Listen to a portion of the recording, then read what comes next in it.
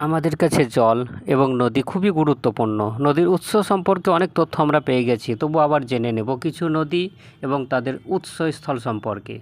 গঙ্গা, এখন জেনে নেব নদ নদী এবং তাদের উৎসগুলো। গঙ্গা নদীর উৎস গঙ্গোত্রী হিমবাহ থেকে, যমুনা যমুনেত্রী হিমবাহ থেকে, গোদাবরী ত্রিম্বক পর্বত থেকে উৎপত্তি হয়েছে। কাবেরী নদী, যার উৎসস্থল ব্রহ্মগিরি শৃঙ্গ থেকে।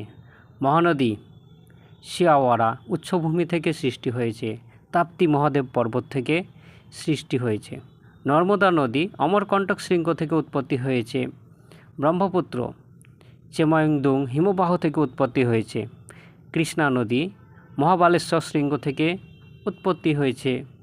সিন্ধু নদী সিনকাবাব উষ্ণ প্রস্রবণ থেকে সৃষ্টি হয়েছে। লুনি নদী আনাসাগর থেকে সৃষ্টি হয়েছে।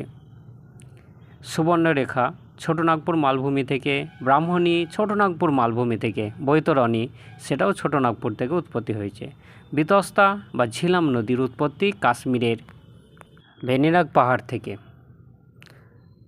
ভাইগাই নদীর উৎপত্তি পালনা পর্বত থেকে। সাবরমতী নদী আরাবল্লী পর্বত থেকে।